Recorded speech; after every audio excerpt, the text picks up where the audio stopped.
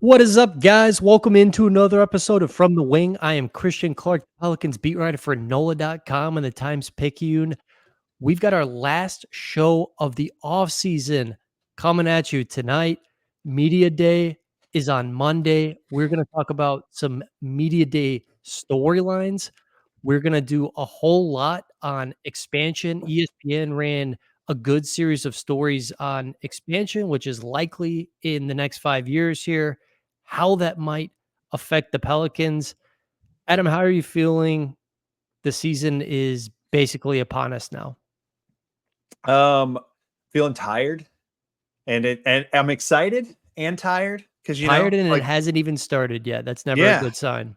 I'm tired. It's just look, life's a lot these days. There's just a lot going on, and there's a 2-year-old in the other room, and he's sick, and you know, it's just a lot. Life's a lot, and then this all comes with like the added sprinkle of like consuming a massive basketball season and talking about it. Which, by the way, did you know that today is our 150th episode?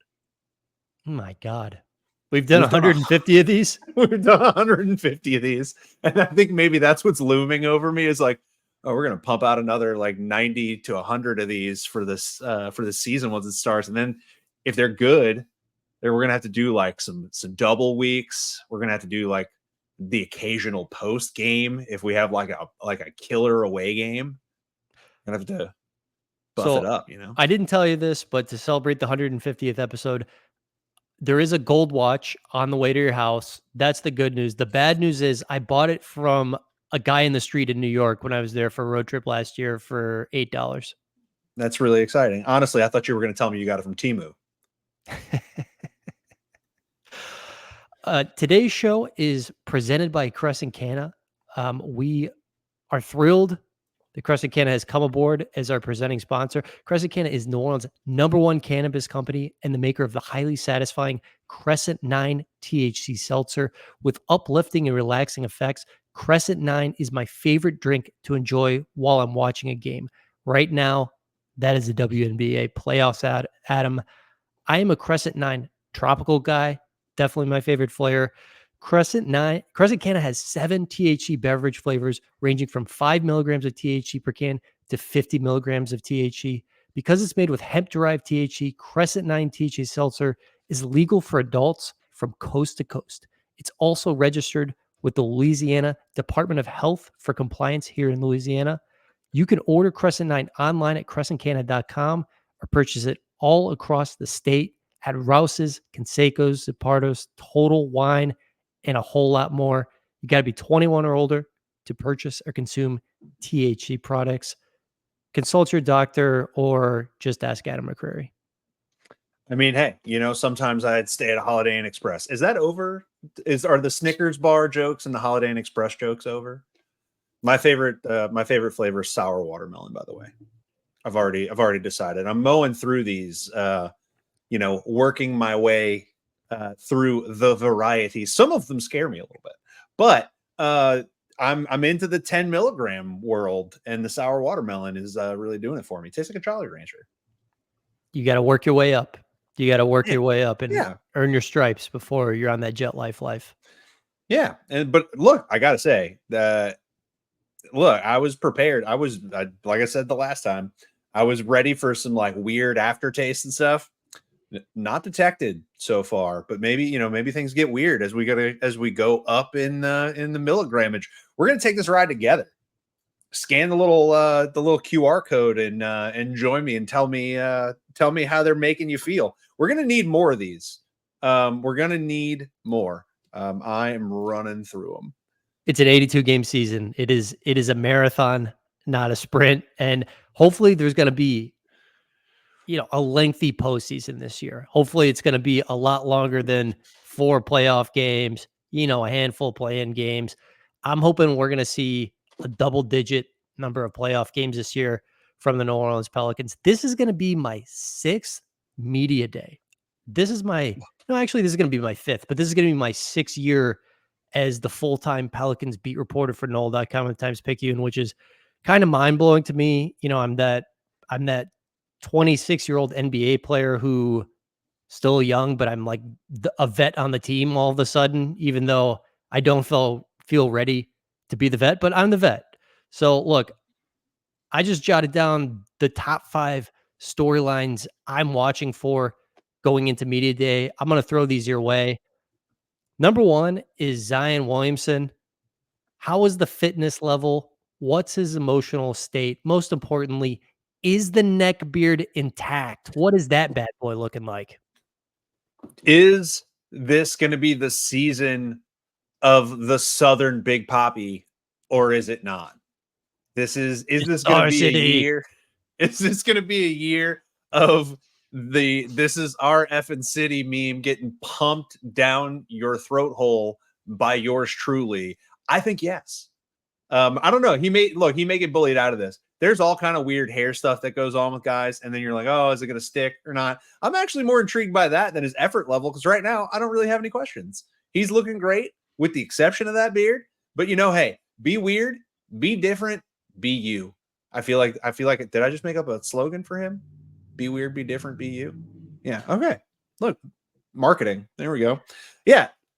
The whole thing starts and ends with Zion. We've said this 100 times.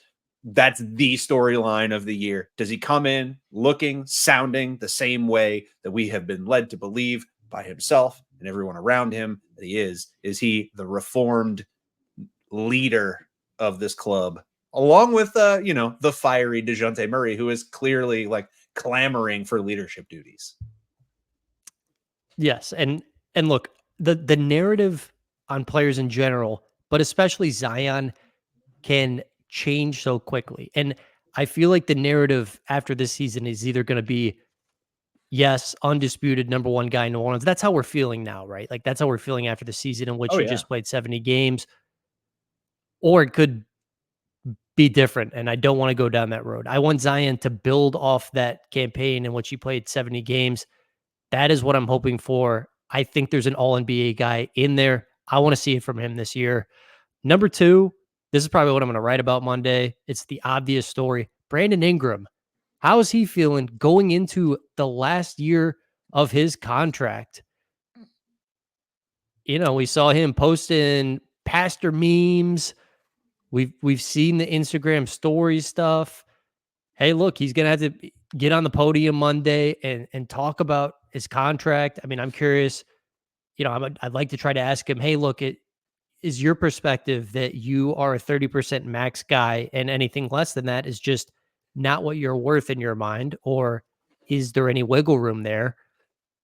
I mean, look, this is the story in training camp. Can you not ask him? Can you leave it alone? I feel like we know what the answer is going to be, and I totally respect the fact that you have to ask the question. This is your brand, sir. This is what you do. You are the one that gets in there and asks the ones that, maybe, get a little prickly answer back. I think we're going to hear yes. I'm I'm not so worried, I want people to understand what my expectation is for him. When we talk about him, we talk about the dissatisfaction and like what does he expect out of this year? Will he affect the team? We're not nobody's ever saying that Brandon's like a malicious person or would like proactively like take guys down and talk shit and all that. Like that's not what we're talking about. I think the thing we're interested to see is like how does it impact him, his mood, the way he carries himself, because that stuff is contagious and he's got friends on that roster that don't want to see him that way. It's will he be a drag? It's not will he proactively be toxic. I don't think anybody believes that will be the case. It's will this be like the doldrums year for him and how does that impact everybody else?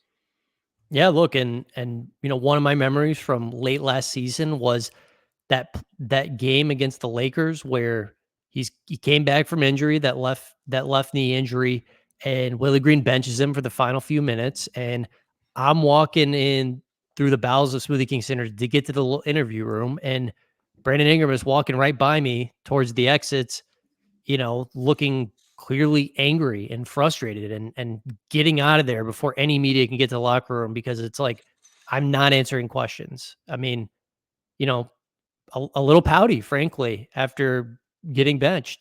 I mean, how is he just going to handle being asked to sacrifice in a year where he's playing for a new contract? Yeah, and it's not even asked. Like it's I wish it was as simple as asked. We've done asked before. There will just be too much usage and ball handling on this team for it to be an ask anymore. It is now a demand. It is now something that is going to affect your playing time and your role in this team. I think there's 30 plus $1 million worth of talent in there a year? Of course we do. The question has always been, how do you use the talent? What do you use it to do? The more that we have gone into the roster concept that we are seeing built out this year, the more we need him to be the guy that he so far has never consistently been for us. And now it's a demand now. It's not an ask anymore. It's not polite. It's survive. And if you want that contract, if you think you're worth, what you believe you might be, we're gonna have to see it. You're gonna have to show it to us for at least a year and prove it to somebody else. Number 3 on my list, the other expirings. Trey Murphy and Jose Alvarado. Trey Murphy's going into the final year of his rookie deal. They basically have until the day before the start of the regular season to come to an extension with Trey. If they don't, he'll become a restricted free agent next summer, meaning the Pelicans can match any offer he receives and keep him. Jose Alvarado has got 1 year left in the deal, about $2 million. He's an unrestricted free agent next summer. I mean, look, there's a world where 3 of the Pelicans' top 8 guys are all on these expiring deals. 3 very important players. I don't think that's what's going to happen. I still think the Pelicans and Trey Murphy are going to be able to get something done. I'm looking at the Jade McDaniels deal. I'm looking at the Devin Vassell extension as, frameworks that might be comparable when this all gets hammered out. And I think Jose could go either way. And Brandon just, that one seems we're headed for expiring territory. Yeah, I think we obviously don't have a ton to go off of right now. All of the fan base would love for Jose to turn out to be a lifer, and there's that possibility because of the peak of his value. Like he may always be worth more to us than somebody else, or maybe not. It kind of depends. And it should never be his salary should never really be that far out of reach for you. So that's really just like a decision. Do you want to do this? And it is tough. We got a lot of small dudes around the roster in those positions where things could get weird for him lineup wise. But we'd love to see him be a lifer. And like you said, you called out the contracts that matter. Hard to believe the Trey thing doesn't get done. Just looking at where the cap's headed, percentage of cap is far more important than the total amount of the contract. It's going to be an escalator. It's going to escalate into huge money down the road. Should be a ton of major guarantee, and like basically everything around the 30 mil per year mark, even up above that, works down the road because of what we think that money's going to be. So hard to believe they don't figure that out. So we'll see, though. Who knows? Maybe they just play super hardball and it doesn't get done. That's always possible. But I get, we often want these things to just get done as fans, and there's got to be like David Sampson's great about talking about this as like a former executive for a team. He always says like, what is the impetus for a deal to get done? Like, what is the date where something has to change? And there is not really one approaching other than the beginning of the season. So there is no like real checkpoint for like, oh, it should have gotten done a month ago. That none of that's true. We needed to see how all this stuff shook out. Now the only thing approaching is like the beginning of the season, starting the season with Brandon, getting Brandon in house and seeing like how that's going to decide kind of when to pull the trigger. But the money really, I shouldn't be that big of a problem. I can't imagine. Number 4 on my list, does Willie Green drop any hints about the starting lineup? I'm going to guess no. I hope is the beat writer. Yes, I hope I get some breadcrumbs. I hope I just get some outright answers. That'd be great if Willie Green says on Monday, yeah, Christian, I'm gonna start DeJounte Murray, Herb Jones, Brandon Ingram, Zion Williamson, and Daniel Tice. Even though the first game isn't for 3.5 weeks. I'm just telling you what I'm No gonna do shot. today. No shot. I expect Willie Green to be like as slippery as like a greased pig. Like you are just not going to pin that man in on his lineup choices. I don't think anytime soon. Like Willie Green plays it very coy often. Like, yeah, I don't think we're going to get any answers. I hope that we do. I will say that last year, Willie Green said on media day, Zion's going to play more center than he has in the past. And that held true. Zion played about 14% of his minutes at center. If you look at the position estimator stuff, that was more than he did in his Pelicans tenure. I wouldn't be surprised if Willie Green and Griff are saying at media day, hey, look, like we've got to lean into playing small and fast, but that doesn't actually tell you anything, and it doesn't Yeah. tell you that much. I mean, it doesn't tell you who's going to start. It's funny, man. I mean, I'm a fan of the Hoop Collective podcast, and like those guys are saying on that one, they're like, "Hey, I'm expecting the Pelicans to start this small lineup and get their five best players on the floor, or five of their six best players on the floor with DeJounte Herb, Trey Murphy, Brandon Ingram, and Zion Williamson, and maybe they do know something that I don't know."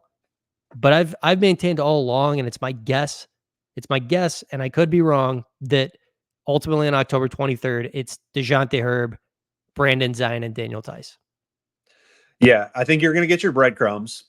I think, I don't know if Griff will be, near a microphone, but I'm sure we'll get like some allusion to the confidence we have in all of the guys, and we're really excited about all the young guys, and we're excited about Eves, and we're excited about my guy Carlo. We're excited about all those things to make you go, hey, yeah, they're going to be in the rotation.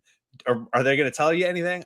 Yeah, I'm with you. I don't think you're getting squat because there's just no reason to. We'll probably get like an overarching, like, we're getting everybody into camp. We're still getting to know each other. We're gonna throw the ball out there and work through some things and see what we feel comfortable with. Blah blah blah blah blah. Something, lip service, some like very political lip service. I think that's the best we can probably hope for. And again, I'm with you. I don't know what Hoop Collective is hearing. Maybe they're hearing something profound, but it's kind of impossible to think. And then, like, just looking at like the Boston Celtics when Tice was last there, they knew not to play him for 30 minutes, and they still started him when they needed to. I think that energy level and everything, like, you're still going to get a better stylistic fit than you have in the past, better than you have it with the past starting lineup. I just think you start him at center, and I just don't think there is as much advantage anymore to just being small for a really long time. Like, I can see it to close. I can see it in like longer stints at the end of halves, but it's hard to see like coming out the gate, giving people a real dose of that up front, and then coming back to it and coming back to it again. It just seems like a recipe to be in that place where the Clippers always end up, where they get excited in a concept. It works really great for like 6 or 7 games. We talk about them being NBA contenders, and then everybody's hurt and they're doomed. That's my biggest concern with the small ball stuff. It's not that they won't be dynamic. It's like it grinds you down when you're asking guys to play up a position. I mean, there's a physical toll there. I mean, it's hard to ask guys to do that a ton. And we know Zion already has durability issues. We know Brandon has durability issues already. I mean, it can grind you down when you're having to play up all the time. All right, number 5, CJ McCollum. Is he okay coming off the bench after having what was an excellent season? Third in the NBA in three-pointers made per game. Super efficient. Took more threes. Changed his shot profile. I don't expect answers from Willie Green, but I expect CJ to get asked, hey, look, if it comes down to it, are you okay coming off the bench? What is his reaction to that? Yeah, I think this is the one that's going to be the moneymaker for the beat writers and media, because I do think it's unlike CJ to not at least address that elephant when asked, and undoubtedly that question's coming. I'm sure he's probably had, over a month, at least the time since DeJounte Murray has been acquired, to think about what this is going to feel like and how this is going to play. There's going to be an answer. It would not surprise me at all if it is something to the tune of like, I don't expect a Carmelo answer. I don't expect a Hoodie Mello OKC answer I don't either. at all. I expect a very I don't know how direct it'll be. I don't know how much he'll commit to, but I think it'll be along the lines of like, I'm going to do anything I can to help this team win kind of thing. And maybe it's like not a complete like, yeah, they can put me on the bench, whatever. I think there's going to be some like acknowledgement of like, I'm still a great basketball player. I work my ass off, and I'm going to help this team in any way that I can, kind of thing. But I think there'll be some meat on the bone there.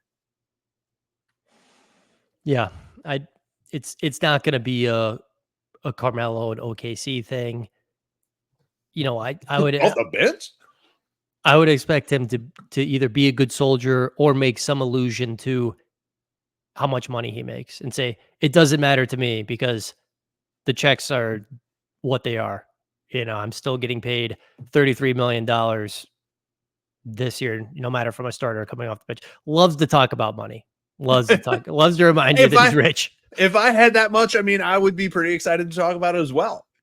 I do not begrudge this man. That man came from Lehigh. Canton, Ohio. Native. He was not supposed to make it. Now he's one of those names that he is now the guy that if you hear a prospect compared to him, run away. If somebody compares a prospect to CJ, they are trying to suggest this person is not the athlete you think, and he's going to do all of the things CJ has done to become the like craftsman shooting guard of our time. And that just doesn't happen for just about anybody. I'm talking to you, Johnny Davis. Yeah, the odds of that happening are like 0.5%. Like doesn't happen ever. Malachi Branham was a guy who people were throwing that around.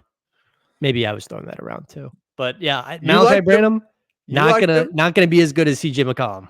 No, but hey, look, I'll give Branham some little bit of love. Nobody's paying attention to the Spurs rotation. Malachi Branham broke in there end of last year. Like he started to get his reps. So he ain't dead yet, but he's not going to be CJ. But I remember what we said. We said real 2-level scorer, and like legitimate 2-level scorer potentially could grow into 3-level scorer. And we were both like, yeah, that's there. That may just mean like guy from the bench. We don't know. And that's what it's looking like. But yeah, normally, like whenever you have those guys that are exceptions to rules and draft comps start flying out, and you hear, he's a Draymond Green, that just means he's small. He's a CJ McCollum, so you mean he's not fast and he's not huge. Okay, great. He's Derek White. Okay, nobody's actually Derek White. Derek White was like this giant point guard who couldn't shoot, and now he can. That's not anybody. I don't know what we're talking about anymore. Anyway. So yeah, tell me about your money, CJ. Tell me whatever you want. Honestly, like it's your world. We live in it. You know what? One of the other training camp stories, elsewhere in the league that I'm very interested in, it seems like Lonzo Ball is going to give it a go. I mean, it's basically been 2.5 seasons. His knees seem cooked. I mean, obviously I'm betting that no, there's not much left there. But I'm interested to see how that goes, and I'm rooting for Lonzo because he finally ended up in a situation that was, ideal for him. There was so much creation around him that he didn't have to do that in the half court, which was kind of his weakness, and he could be this great complementary piece and key them in transition and just focus on defending and spot up threes. And then he gets hurt, and the Bulls kind of fall apart. Does Lonzo have any juice left? I mean, is he just health-wise, can he get there? Yeah, we're never going to remember that little blip of Chicago, that first half of that season where, you have the guys that they had leveraged everything to acquire running the front court and really doing damage. Like Vooch was killing it. DeMar was the most like high pressure make guy inside of the 3-point line in the NBA for 2 years. He's passing and getting to the free throw line constantly. And our guy Caruso and Lonzo are out there in the backcourt just tearing up other people's backcourts defensively and just bombing threes. It worked. It was working, and it was scary for like this chunk of games. And like my son will never know this. He will never. He may maybe a faint remembrance of me letting him know that Stephen A said Lonzo couldn't walk upstairs. Something like that maybe could register. But yeah, there's this blip where it looked like it was going to be something. It's sad that it fell apart the way that it did. I don't begrudge the dude. I don't care about his stands. I don't really care about anybody's stands. I hope he gets together. I hope he has a little bit left in the tank. I never want to see the Brandon Roys and the Greg Odens and all those guys that end up falling out due to injury. I never want to see that stuff happen. Sucks that if he does come back, like where will he go? You know, is he going to stay in Chicago? If he stays in Chicago, that's a real different situation than what it used to be. And it's also still not like a pure rebuild. It's still a weird, funky situation. It's a lot to give the ball to Josh Giddey this year. Yeah. My little throw-in storyline just came about yesterday in the announcement that Mitchell Robinson had offseason surgery and is going to be out a minute because don't look now, the New York Knicks have a Pelicans predicament. They do not have a starting center, and they're going to have to just like make it happen with Julius Randle at center, Precious Achua. Yep, Precious center, and Julius. Jericho Sims. Like it's a tough scene. They had two rotating starting level centers that were like A+ backup centers, both of them. Now one of them has moved on to greener pastures, and the other one is hurt again. So tough scenes. Josh Hart starting at center. Well, I think Josh put on Twitter, just so you guys know, I'm a 1 through 4. He's making it known. Hey, I can go all the way up to power forward. I can't get all the way to the 5 for y'all. I can't do that. Yeah, but when Tibbs goes over there and nudges him and pops an Alka-Seltzer and says, "Hey, Josh, what'd you think?" Josh is gonna say, "Yeah." Yeah. Well, hey, he'll do whatever. All right, You didn't know what to do with what I just did with that awful impersonation of Tibbs. The Alka-Seltzer part was funny. All right, moving on. Let's shift gears here and talk about expansion, what it means for the Pelicans. I thought ESPN ran a series of stories last week that were very good if you care about the NBA and where it's going in the next 5 years. I think this is going to be one of the most important big picture storylines with the league in the next 5 years. Adam Silver's public line for a while now has been, hey guys, let's get the national TV deal done and then we can talk about expansion. Well, the national TV deal is done. Adam Silver did some fantastic work, $77 billion over 11 years. And now I think we can really start focusing on expansion. ESPN put in a story, the league is targeting the 2027-2028 season to expand. That's 4 years away. I bring up the fact that the Bensons bought the Hornets for $338 million in 2012. The Pelicans are now worth more than $2 billion all the time. Franchise values have gone nuts. Ishbia bought the Suns for $4 billion.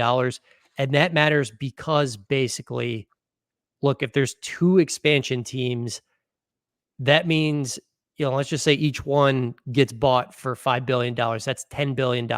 Well, what happens to that $10 billion? It gets chopped up evenly among the existing 30 teams. It means that Pelicans ownership would basically get cut a check for $300 million, assuming there are 2 new teams. And the last part of this is, which markets do we think are going to get them? Most people in the league think Seattle and Vegas. That is not in stone or anything like that, but they seem like the clear front runners. Adam, what do you think about a world where the Seattle Supersonics and the Las Vegas Kings are part of the NBA in 2027, 2028. Pick your Vegas name, whatever. Oh, you just the Sacramento Kings moved to Las Vegas? I was confused there for a second.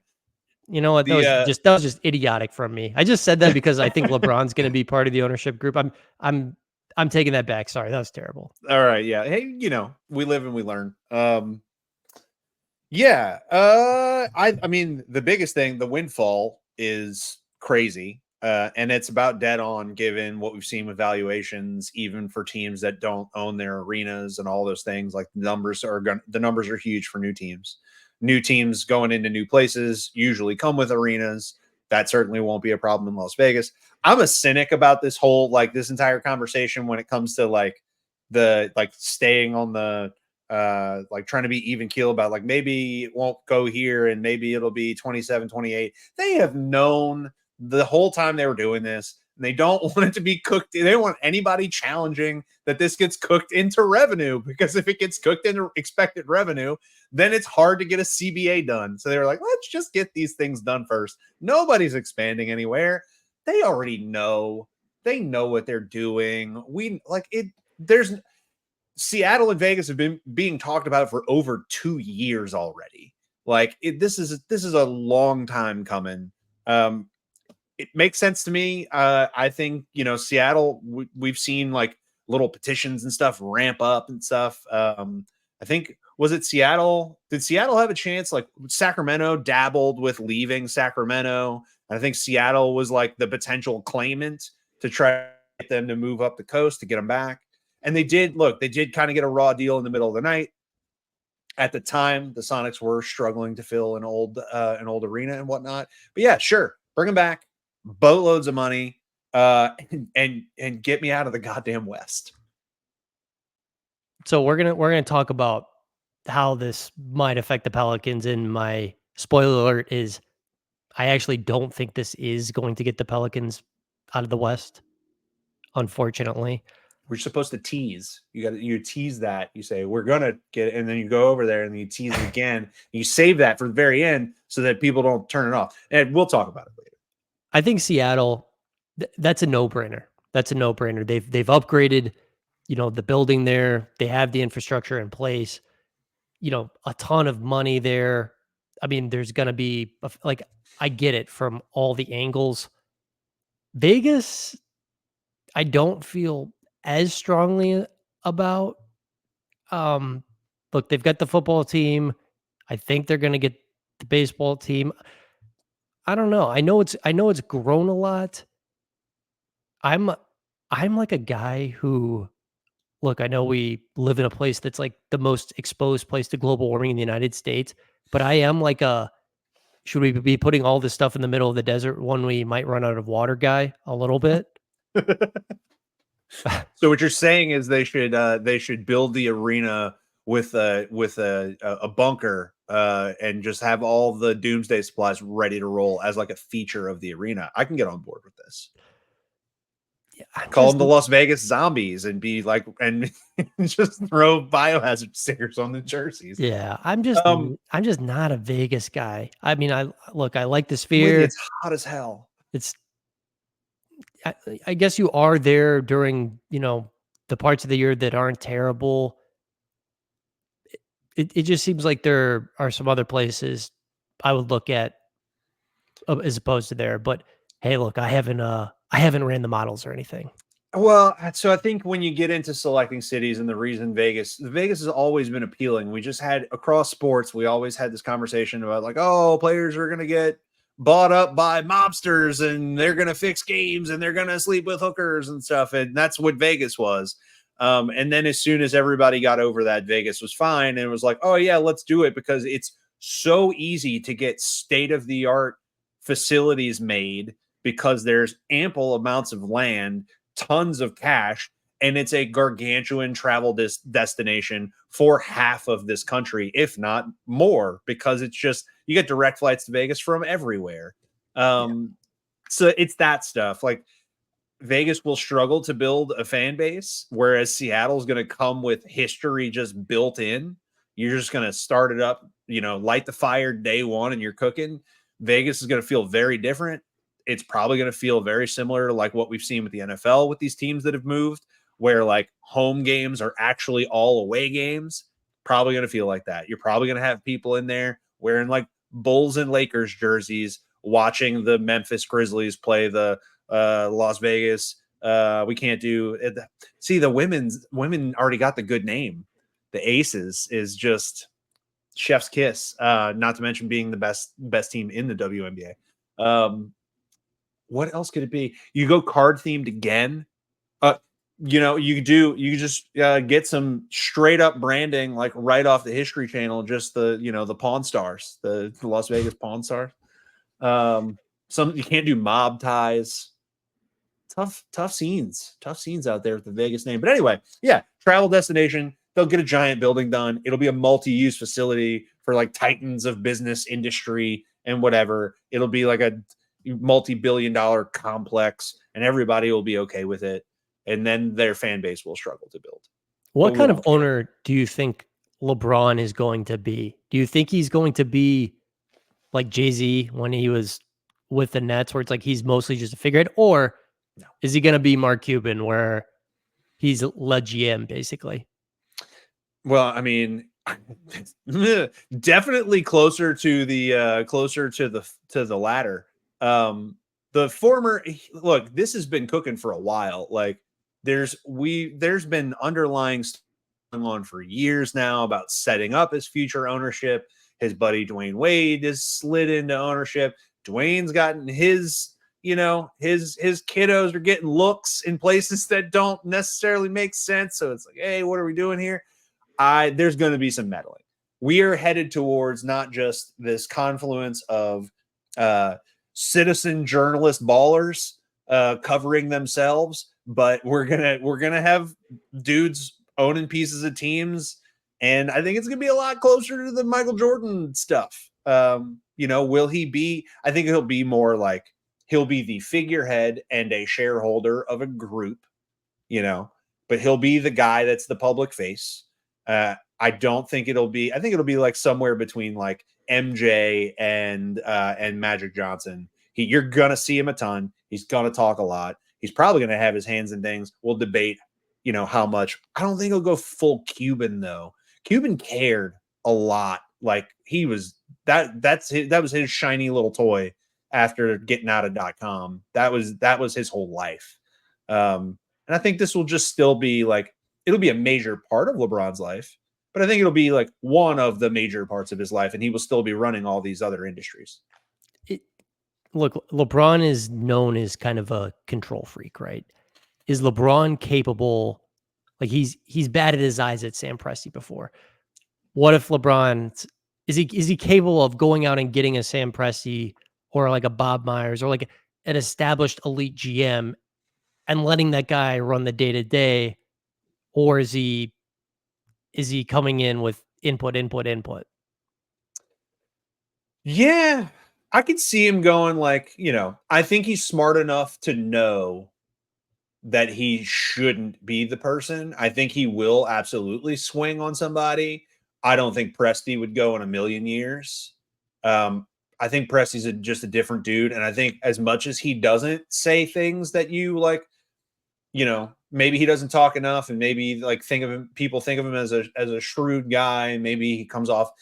I know a little bit about him. He's good at this, and I think he cares a lot that this whole thing has been his.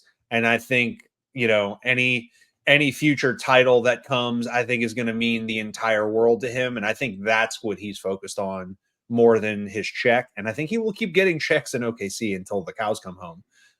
I think that dude wants to do his own thing, not LeBron's thing. Yeah, so he is a powerful person in the state of Oklahoma. Bob Myers could be the call. That could make a lot of sense for both parties. Yeah. Okay, so expansion. How would this affect the Pelicans? Look, we brought up a potential $300 million windfall. Let's just say that there are two teams that get added. They're each sold for $5 billion. That $10 billion chopped up 30 different ways. $300 million. I can think of a number of ways that that money could benefit the Pelicans. The arena situation, we are hurtling towards that. The lease expires in June 2029, as I've reported. I don't think there's a lot of willingness from the state side to put a ton of money up for arena right now. We'll see if that changes as we get closer to 2029. That could, strengthen the Benson's coffers to do something about the arena situation. A practice facility, payroll. I mean, yeah, there's a lot of ways $300 million could help the Pelicans franchise. And I think like the other way that's more interesting is what does this mean in terms of changing conferences? Because if there is a Seattle and Las Vegas added, that would mean there are 17 teams in the West and 15 in the East, and one team from the West to the East would need to go from the West to the East. And I think the three candidates are the Pelicans, Grizzlies, and the Timberwolves. Yeah, so we've all hypothesized about this before, and those are typically the teams that get, that get cooked up, and it makes sense. Like you start following the geography as you go west, and a natural line shows up, like not quite in the middle of the United States, but kind of right intersecting between, like if you drew a line between Minneapolis and New Orleans and just drew a line straight down, like if there was a middle of the NBA geographically east to west, that's where it would be. And I would argue that Minnesota is on the wrong side of it, and thus they should have to stay in the West. And if you look at us in Memphis, this is where it gets tough. It's pretty easy to make a good argument for Memphis to go, but screw Memphis. I get to go. I want to go over in the East where my seasons that we typically have would have been like 5th and 6th in every single East playoff ranking of the last 6 years. I want to go. Adam, what place in the East would 49 wins in the regular season have gotten you last year? Would that have been like 4th? It would have been 3rd. It would have been 3rd place. No. It would have been hosting a first round playoff series. It needs to be me. It's me. Look, I think this is going to be tough for the Pelicans to get this. Obviously, they should want this. The East has been the worst conference for basically 25 years. It would help with travel. It would help with my deadlines. This would be a very pro beat writer move. That's for sure. I just think the problem is, even though New Orleans and Memphis are well east of Minneapolis, as they pointed out in this ESPN story, Minneapolis is geographically isolated in a way that New Orleans and Memphis are not. Minneapolis' closest opponent in the West is Denver, which is 680 miles away. There are 5 teams in the East that are shorter distances than that. With New Orleans and Memphis, they have the 3 Texas teams plus OKC, who are, spitting distance, regional games. So what you're saying is those bastards in Texas are screwing us. That's what you're saying. You're saying we should just hate all the Texas teams and yeah, just because they get to be close to Chicago and Milwaukee, so that means they get to go east because it's easy to put them. It does seem like the miles traveled is going to be the Timberwolves trump card here. They're probably right. And look, I will find a silver lining, as I always do, and I will say, you know what? They got Anthony Edwards the hell out of my conference, and I will take the win, and I will call it a day, because I ain't got to worry about the future right now. I got to worry about right now. So I will take what I can get. And look, if I'm not mad at keeping, we got a little bit of a rivalry with Memphis, a little bit of natural storyline. I don't mind that staying together. I'll be a little sour. I want 48 and 49 wins to be like, talked about like a contender for once instead of like limping in. I just want like a little bit of credit and like matchups that aren't easily talked about as, oh yeah, I mean, if one injury goes wrong, this team could win the title. That's not how you talk about teams in the East, but that's how you talk about teams in the West, all the way down to like 10. So yeah, get me out of here, please. Can I throw Can I throw a proposal at you if and when expansion comes down? Fire away. I like where this is going. Okay, instead of two conferences as we've done forever, there are going to be 32 teams. What if you use that as an opportunity to create four regional divisions, four divisions of 8? Imagine the Southern Conference, the Pelicans, the Grizzlies, the Mavericks, the Rockets, the Spurs, the Magic, the Heat, and the Hawks. You play everyone in your division 4 times.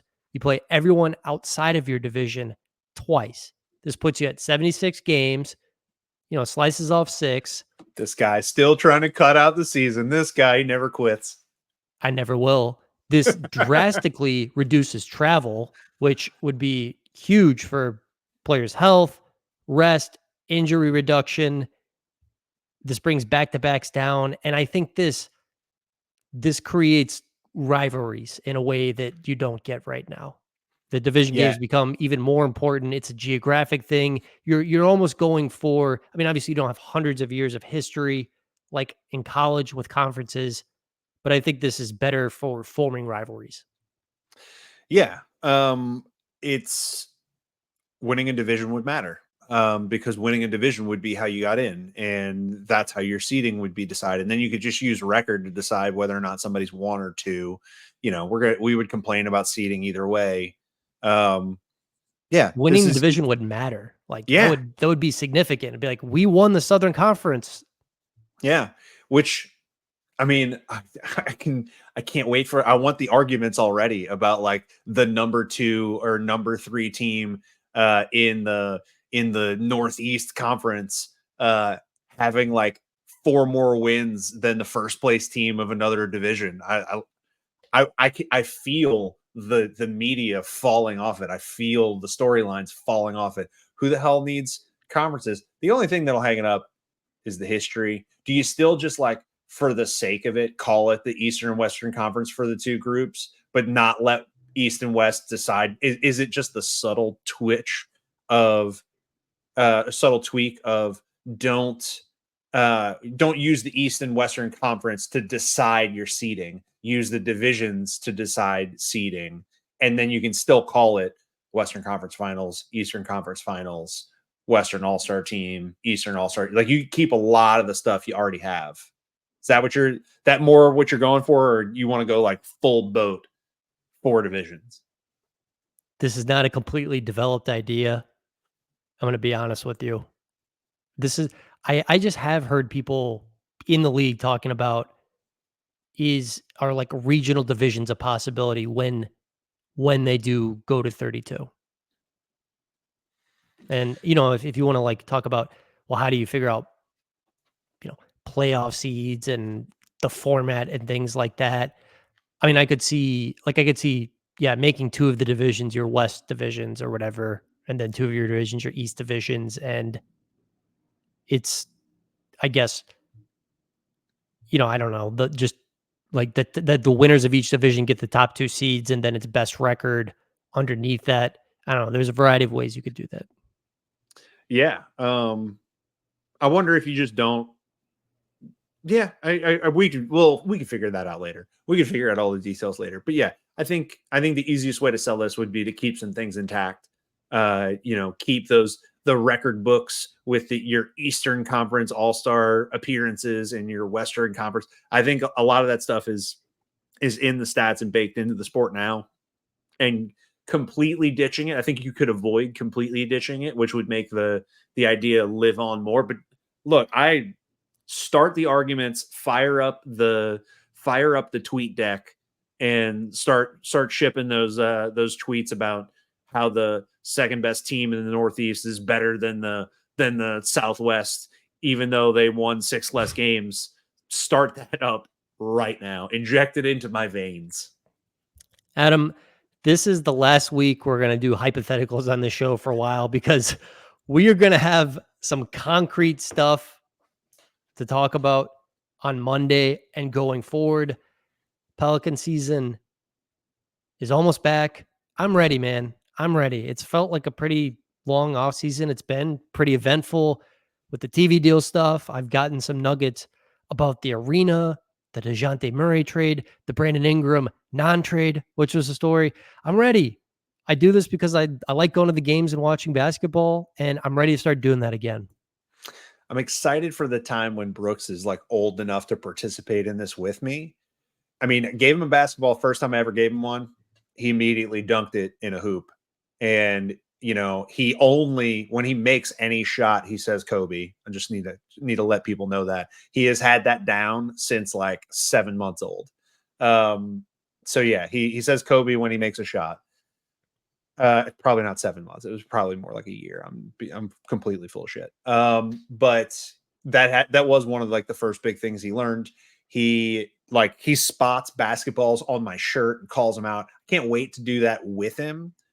For now, I see a marathon coming, and I just want some joy mixed in my marathon. I just want give me that taste of sweet success. Let me enjoy. This is why you got to appreciate like we get that little run out the gate. Say we start off, we come out hot, and everyone's like, "Don't get excited. They haven't played anybody yet." No, you know why I'm going to be excited? Because there's never a guarantee.